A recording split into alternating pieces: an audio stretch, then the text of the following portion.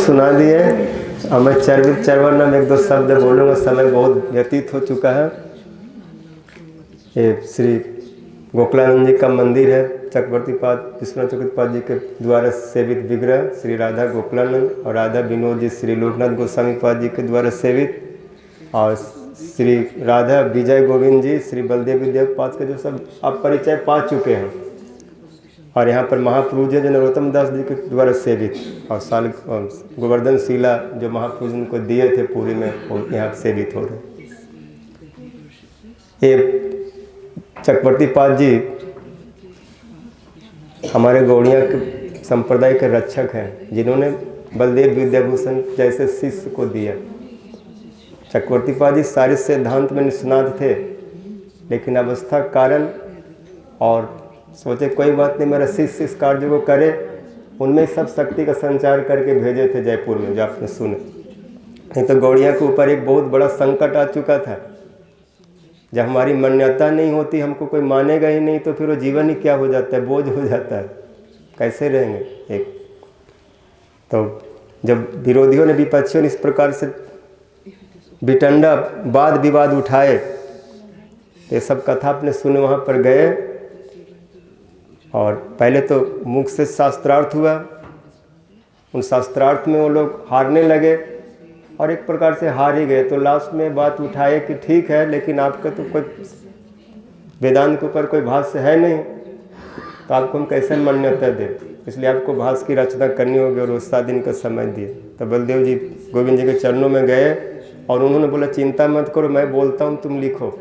उन्होंने स्वीकार किया, गोविंद जी मुझसे लिखवाए, क्योंकि जैसे ब्रह्मा जी हृदय में सब कुछ संचार कर देते, तेने ब्रह्म हृदय जादि कवय मुह्यंती जद सूरय, ऐसे गोविंद जी ने इनके हृदय में सब कुछ संचार कर दिए।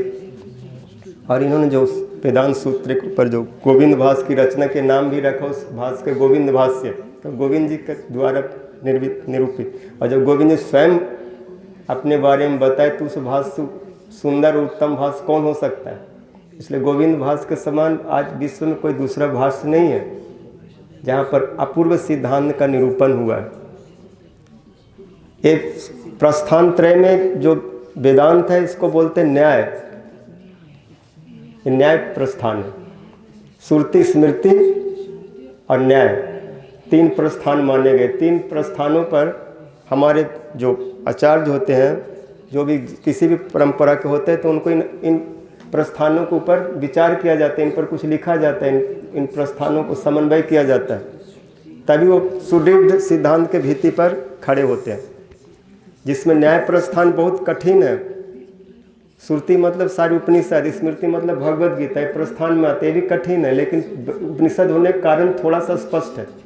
लेकिन सूत्र में अंदर में सारे चीज छुपा रहता है, क्योंकि सूत्र 1-2 शब्द में बोल करके चुप हो जाते हैं। अब कर लो अर्थ, अथा तो ब्रह्म जिज्ञासा जन्माद्यस्य जता तत्व समन्वयात् शास्त्र जो नित्वात्, ऐसे हाँ।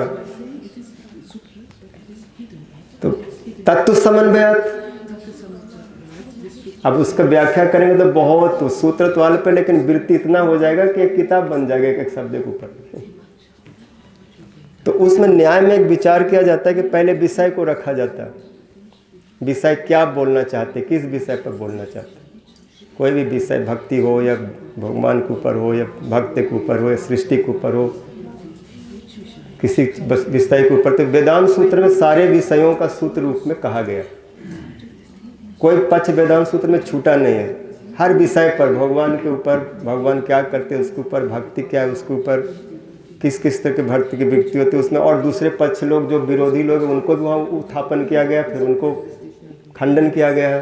तो विषय, संशय, पूर्व पक्ष, उत्तर पक्ष और बाद में सिद्धांत, एक न्याय के शब्दों में कहा जाता है। पहले विषय को रखा जाता है, फिर उसमें कोई संशय उठ सकता है, उस संशय को स्वयं उठाते हैं और उस संशय को उठा के फिर उसका खंडन करते हैं, उसको ठीक करते हैं। फिर पूर्व पक्ष क्या बोलेगा, और पूर्व पक्ष यदि ऐसा कहता है तो उसके लिए क्या उत्तर है, उत्तर पक्ष। और सबके बाद में निर्णय रूप में जो बात सिद्ध हो जाती है उसको सिद्धांत बोलते हैं। सिद्धांत मतलब आकट्य हो गया, अब उसको काटा नहीं जाएगा। जैसे शंकराचार्य पाद आनंदमय अभ्यासात तो उसमें उन्होंने उस आनंद को बोला थोड़ा आनंद है, मयट प्रत्यय प्रचुरार्थ में नहीं है, अल्पार्थ में है, ऐसे एक कल्पना की है। क्योंकि भगवान में प्रचुर आनंद नहीं हो सकता, एक जल्पना। क्यों नहीं हो सकता? क्योंकि उसमें भी कुछ दुख है। तर्क लगा दिए, कुछ सीता जी का हरण हो गया तब दुख है, राधा जी से वियोग होता है, कोई कोई जैसे, क्योंकि है तो कल्पना तो किए हैं। इसलिए विवर्तवाद जो उठा करके कुछ न कैसे करके उन्होंने इस तरह से बातें रखी। तो बोले ने भगवान में पूर्ण रूप से आनंद है, उसमें दुख नाम का कोई चीज नहीं, सुख स्वरूप है। लीला के लिए अगर कुछ ऐसा ग्रहण कर रहे हैं तो अलग बात है, लेकिन तत्व में उनमें कोई दोष नहीं है। क्योंकि अष्टादश दोष रहिता भगवत तनु, भगवान में अगर काम क्रोध लोभ मोह ऐसा कुछ दिखाई पड़ रहा है, छाछ के लिए नाच रहे हैं, मक्खन के लिए रो रहे हैं, तो भक्त के लिए एक प्रेम का विवर्त है, एक प्रेम का विकार है, ये तो उत्कर्ष है। ऐसा विकार भगवान में होता है तो आनंदमय है, विकार दुख में नहीं है, ये तो रस का उत्कर्ष है। अगर उसमें विप्रलम्ब भाव है तो भी एक रस है, वो ऐसा विकार नहीं है। क्योंकि ना बिना विप्रलम्बे न संभोग पुष्टिमस्तु, तो बिना विरह का वो सुख, मिलन का सुख का क्या अनुभव होगा? जो कभी जला नहीं उसको ठंड का क्या अनुभव होगा? ठंड शीतलता तो तब आनंददायक ज़्यादा होता है जब कोई व्यक्ति ज़्यादा गर्मी में हो। उस समय ठंडा पानी दो, पंखे के नीचे रखो तो बिल्कुल ऐसे लगता है मूर्छित हो जाएगा उस आनंद में, कितना खुश हो जाता है। तो ये सारे पक्ष है। तो बोले उसका अभ्यास करो। और आनंदमय जो है आनंद स्वरूप कृष्ण है, सच्चिदानंद रूपाय। इस बार है परम कृष्ण सच्चिदानंद विग्रह अनादि आदि गोविंद सर्व कारण कारण। अभी महाराज जी बहुत सुंदर रूप से बता रहे थे। और जो सच्चिद आनंद तीनों जो है उनके स्वरूप में तीनों मूर्ति है, एक साथ भी है और अलग से भी है। क्योंकि उनके स्वरूप में सब रहने पर उसका अनुभव उतना नहीं कर पाते जब तक वो बाहर न आ जाए। कृष्ण के स्वरूप में सत्ता है, सारे सौंदर्य माधुर्य है, ज्ञान है, आनंद है, लेकिन अपने आप में कैसे उपभोग करेंगे?